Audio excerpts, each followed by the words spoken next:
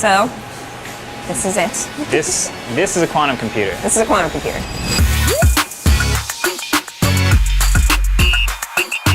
Here I am seeing a real-life quantum computer for the very first time with my friend and king of tech YouTube, Marques Brownlee. And I'm finally understanding why quantum computers are such a big deal. Quantum computers. Quantum technology. What on earth is a quantum computer? Bits, qubits. Try all the codes at once. Whichever nation first develops a practical quantum computer will have a tremendous advantage. Quantum supremacy. I see a lot of news about quantum computers, and it's always extremely confusing. That was really well done, and I still need to rehear it. But also, it's often wrong. Quantum computers aren't supercomputers. They aren't bigger, faster versions of what we use now. There's something totally different. And that difference is actually the key to understanding why they're such a big deal, why governments around the world are battling it out to build them the fastest. Quantum computers are wild. They're on track to change what we can build and how we understand the world. They're kept at temperatures colder than space. But if you think you really understand how they work, you're probably wrong. At least I didn't. And that's where this video starts. Marques and I both realized that there was this big, important technology that we really didn't understand. So we decided to go on an adventure to figure out the truth about quantum computers, what they can really do, and why we should care. And of course, we're taking you on that adventure with us to show you what we learn as we learn it. And more importantly, to show you how these crazy computers might actually impact your life, and sooner than you think. It's a very niche skill we just got, which is being able to hear when a quantum computer is working. What does it sound like?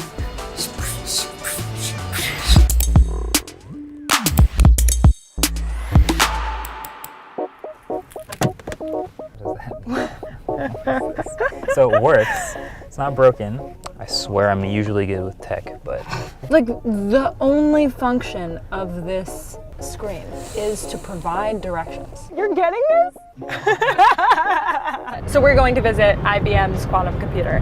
This is really exciting that they're letting us see this computer because it is, to my knowledge, the largest quantum computer that exists, which I say with confidence, like I know what that means. I was gonna say, what is biggest? Because like I heard, you know, like supercomputers, they're massive rooms full of computers, and when someone says we have the biggest supercomputer, I'm like, oh, I can picture that. The largest quantum computer, I'm not even sure what to picture. I imagine the golden octopus. You know that thing that Biden looked at like this? The press images, yeah. Yeah, and I know that in order to see that, they have to shut down the computer. So this is like, took some real logistics on their part to allow us to see it. This is a real deal. What is most interesting to you about quantum computing? It's definitely on the edge of my expertise, I would say. I'm really curious about when it's actually going to touch like regular people. Yeah, my whole concern is purchase decisions. At some point in the future, quantum computing will come into play with a real purchase decision. Someone will have like a device that they can buy where quantum computing is a part of it, or maybe went into its creation at least. When are we going to get to that point? One of the things that I think is very important to make clear is this is a different kind of explainer. You're just coming with us as we figure this out. Exploratory explainer. Exactly, Yeah. the whole new genre. Along for this adventure are Cody and Nicole. Nicole is an associate producer on this episode who is also studying quantum communication for her PhD. And Cody is our DP, the man behind the camera. Thank God they're both here. So, when I started doing this episode, I spoke to a really famous quantum physicist. He was really frustrated at the way that people were talking about quantum computers. And I was like, okay, how do you want people to think about them like them? Okay, here's the analogy that helps me understand what quantum computers are good for. Imagine that you're on a video game map, and how you get around depends on how good you are at doing math. You may not want to play this video game. Bear with me. So first, there were no computers. Things like geometry and astronomy took forever. So you have your little pencil and paper and you're traveling across the mathematical map by walking. So it was slow. And there were lots of areas that we just couldn't explore because it was beyond our computational ability. But then we developed early computers, and that allowed us to input larger data sets and answer problems that had previously been out of reach. These new computers unlocked new areas on our mathematical map. Instead of walking everywhere, we can now ride horses. We can get farther faster, and we can access areas that were previously inaccessible. But there were still parts of the map that our computers couldn't access. Luckily, computers just kept getting better, and they allowed us to solve more and more complex math problems. As a result, our virtual map has transformed. We have roads and cars, and we're just reaching areas that were previously unreachable. Better computers mean traveling across this map faster and more easily than ever. The thing that he said was really important to understand is that quantum computers are not faster cars, they're boats. A boat is not necessarily better than a car. They're just built for totally different terrain. So with our new quantum computers, we're beginning to navigate these new mathematical waters, solving problems and discovering areas that traditional computers just can't. My question for IBM is, what's in the water? Oh, wow. What are the oceans that we're all of a sudden able to explore with our quantum computer boats? I love this. I'm an analogy person, so I'm like fully absorbed in this now. This is why I think a quantum computer is never gonna beat an iPhone. But I think that this is a better thing to offer the audience, like to offer you guys, instead of like quantum computers are just another exciting computer.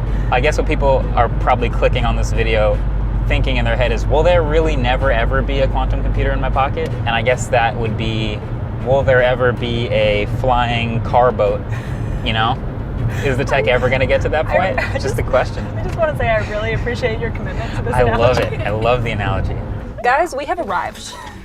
Where we have arrived to, this does not look like there's a quantum computer here. IBM Research Division. Here we go.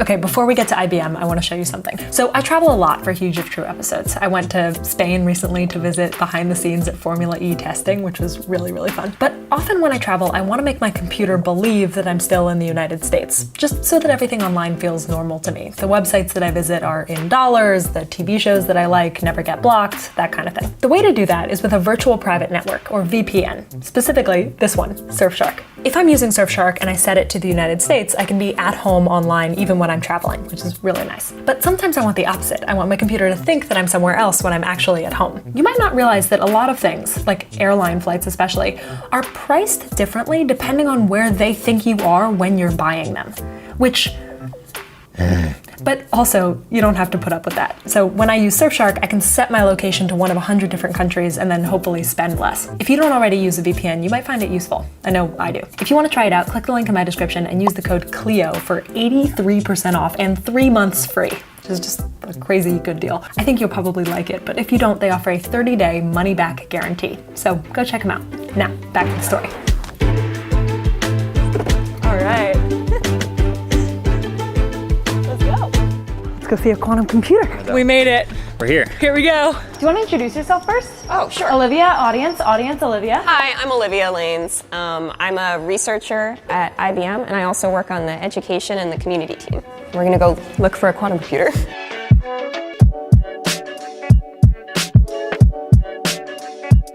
What's going on here? This is our Watson setup. No, please go ahead. This is like where the Watson AI thing was displayed, and it like competed on Jeopardy with like Ken Jennings. Watson, What is issue? you are right. This is Brent. It's Brent's lab, so it's very nice of him to Great to meet you. let Thanks us for in. having us. So this is the lab.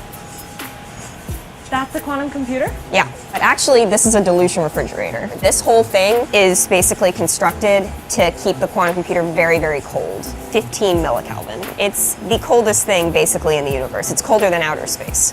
So inside that is 15 millikelvin. Yep. So here, let me show you the one that we can like play with. This is it. This is a quantum computer. This is a quantum computer.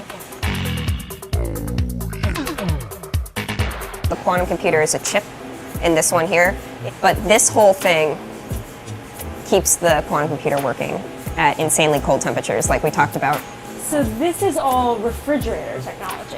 So all of these cables that you see here on the side carry signals down through the fridge into the processor, and then they do their quantum stuff, and it comes up and it goes to these room temperature control electronics, and they turn it into things that humans can understand. That is a quantum computer. We were allowed to touch it, which was cool. Oh my God. So I think it's really funny that when people generally talk about like the difference between classical and quantum computers, people are like, okay, well, you know how a classical computer works, right? But like the truth is that like nobody knows that. A simplification of it is it comes down to bits. And bits are made out of pieces of silicon, and you have, you know, tens of thousands to millions of them in your computer. And they can either be in the state 0 or 1. We call it the ground state or the excited state.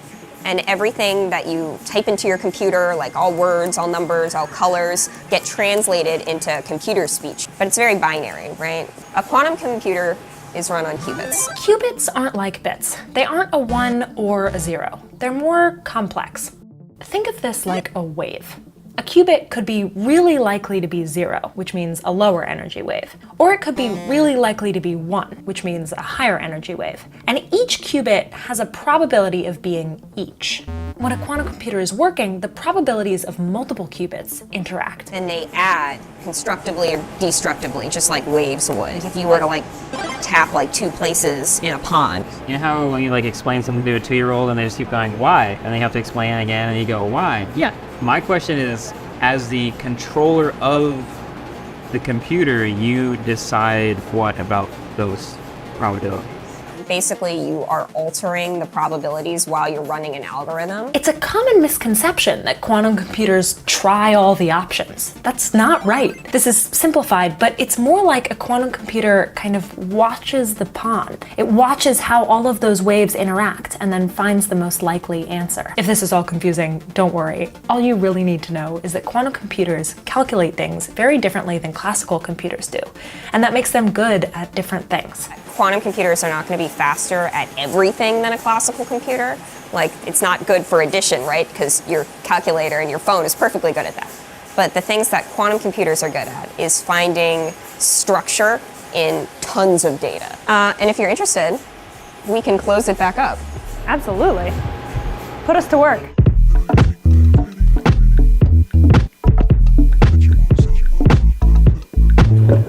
Yeah! Let's go back to our virtual map. So we have our boats, and we're floating around discovering new parts of this map. One of the first new areas of interest is simulating nature. Simulation of nature seems really interesting. Why is nature one of the things? So nature fundamentally is quantum, and it obeys quantum physics. We just don't normally see it. But if you look at like a molecular level and like the atomic structure of molecules, everything has to follow the laws of quantum physics. It's really hard to calculate what a material or what an atom is going to do past a certain size. So at a certain point, it just can't do it. But if you're interested in like developing battery technology or creating new materials that have, you know, long chains of molecules, you're going to need a quantum computer. This is why people are so excited. Think of the new materials or medicines or molecules that we could make if we could better predict the way that nature behaves at a molecular scale.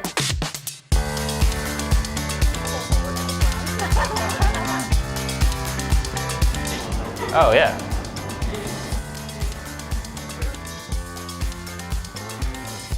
Yeah. There you go. Boom. Okay, so simulating nature is something that quantum computers could be amazing at. But we're also getting closer to another use for quantum computing, one that people and governments are more concerned about. Completely new encryption algorithms. Break encryption. Quantum-resistant encryption. A fully functional quantum computer could be built with code-breaking capabilities that could render all forms of online encryption unreliable. Okay, now this is the one that I've been waiting to ask about. Okay. Why is everybody so obsessed with talking about quantum computers and encryption? So the first major algorithm that was developed for quantum computers is Shor's algorithm, named after Peter Shor, super nice guy. He invented an algorithm which basically can find factors, prime factors for really large numbers. Why does anyone care about this?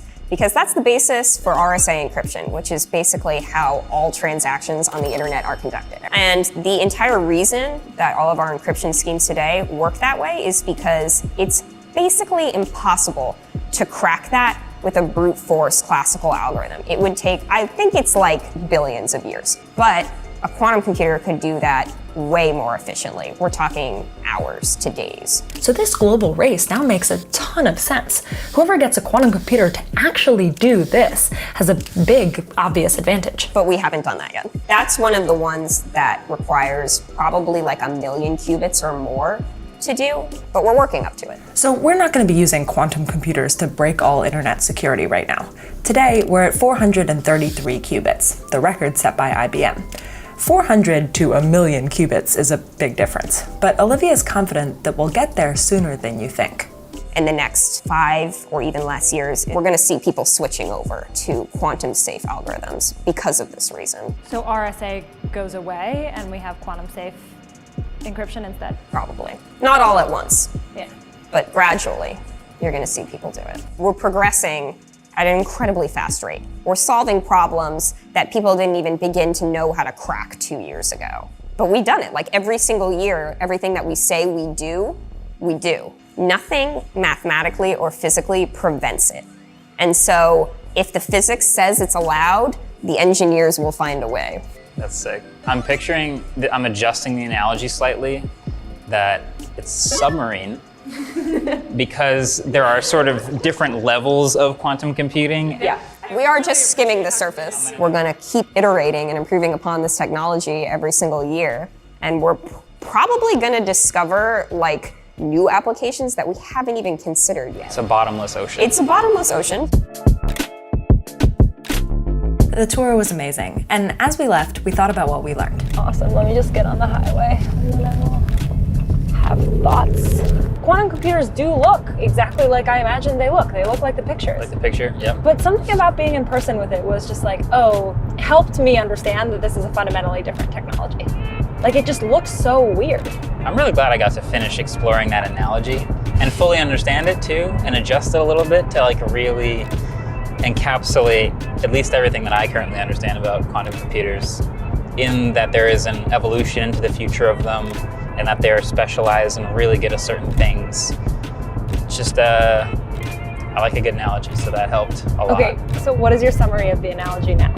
I think we can keep almost all of it, which is that our exploration of other fields of mathematics and physics and science was equivalent to other steadily advancing forms of transportation around our imaginary video game island. But I liked adjusting to submarine because there are levels to it. It's more of a bottomless ocean in that we're just going to keep going. The tech gets better. There is no physical limit. It just continues to improve. Here's how Olivia put the dream of how we'd actually use quantum computers. It's beautiful because, like, of course, we all want to make the world a better place. We want to develop technology that's going to enable us to do fundamentally different and better things. But it's also beautiful because, like, part of the human experience is you just want to, like, learn what we are and, like, learn more about the world we live in.